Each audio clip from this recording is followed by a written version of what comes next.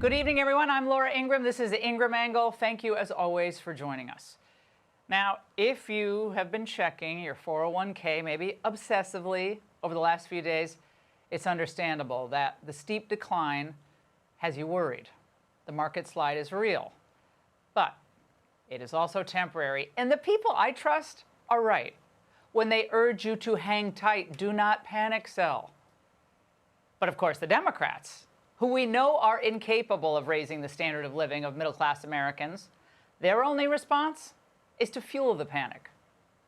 We've seen close to 8 or 9% of the stock market drop. That means a lot of people's retirement plans are going out the window. It's a bloodbath in the markets again today. For families, for small businesses, for small farmers in my state, this is devastating. And of course, they were quick to dismiss at the same time that gangbusters job number that came out today, which beat expectations at 228,000 jobs created in March. Remember, that's without the tax cut that's coming. But I'm here tonight to tell you, when you hear the usual suspects predict the worst or claim that Trump's approach is ruinous, well, remember this. These were many of the same people who told Americans to be patient when China began to devour our manufacturing sector. So why would we ever take economic advice from them? They told us that China would become more open, more free, less of an adversary if we allowed them to join the World Trade Organization back in 2000. And they certainly waved off concerns regarding American industries. They weren't going to shrink. Who cares, they said. I mean, after all, it's only going to be, what, made in China? Happy Meal toys and Nikes, maybe? Well, you fast forward to today, and here's where things stand. America has gone from being the dominant exporter of steel to number 4 in exporters behind China, Canada, and others. And now, if we do nothing, China will dominate in everything from tools, computers, solar panels, shipbuilding, drones, satellites, and yes, of course, pharmaceuticals. Now, don't even get me started on what China is doing with artificial intelligence, quantum computing, and biotech. So Trump's economic reset, it comes after 30-plus years of disastrous economic policy that made a small subset of America very, very rich, while the middle class fell further behind. Nobody was crying these crocodile tears when they were closing the Mound Road engine plant that Chrysler had in Macomb County, or the Romeo engine plant in Romeo, Michigan. Now that we're trying to bring these products back, these components and these vehicles back to the United States, all of a sudden, all the so-called experts are saying it's going to plunge us into recession and be terrible for the economy. If they're crying, I think we're doing something right. As for the Republicans who are giving up on Trump's policies after 2 days, be careful who your anti-tariff bedfellows are. It's the first time we have seen some Republicans buck Donald Trump. They've all too often gone along with him, even when they know his policies are dead wrong.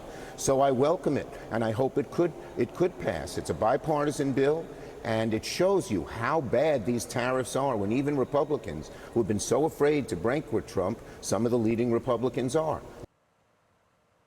And anyway, that dinosaur, he gives us a really bad case of whiplash on the tariffs issue. My views on trade are probably closer to President Trump's than they were to President Obama's or President Bush's. I think our trade laws have hurt working people. The tariffs, if they wanted to do something about autos, should have been much more pinpointed and isolated than this massive assault on American families, all to help the billionaires. Yeah.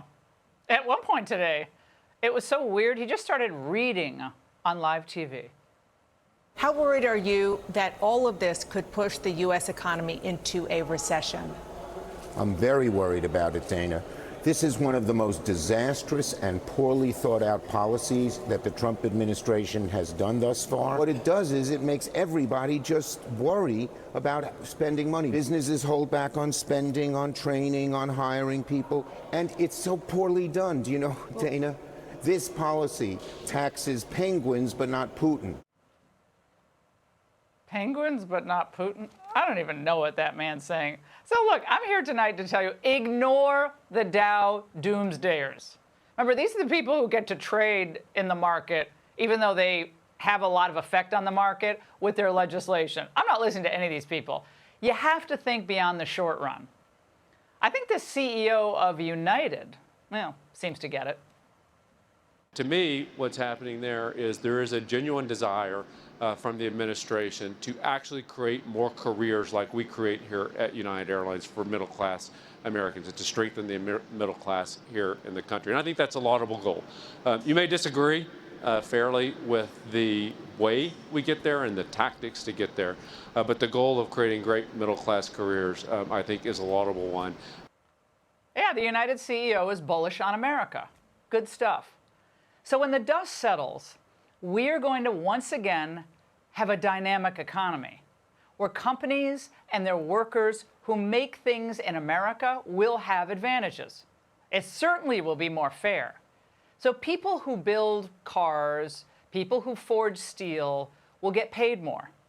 And hedge fund managers, they're going to do just fine as well. A friend today put it this way. Would Joe Sixpack rather have $62 oil or a temporary stock market loss?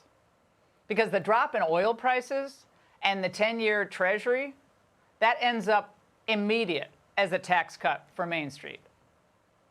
So at the end of this, we're going to have a stronger and a sounder economy. We won't be barely keeping ourselves afloat as we have been for years, borrowing trillions at a time. Right now, the media is covering this because it's easier, like a tariff story, but it's not. It is much bigger than that. Soon, there will be new tax policies, new regulatory policies, and then better schools, less crime, and fewer foreign workers to lower American wages. Now, that may upset the globalists who love keeping wages low and love outsourcing jobs to Vietnam and elsewhere, but it is music to the ears of all those Americans who saw their factories close and their families ripped apart in economic despair. The working class vote, I think, is going to determine the 2028 election. And the future, I think it belongs to the working people who swung the last election. The Dow's going to come back, the NASDAQ too.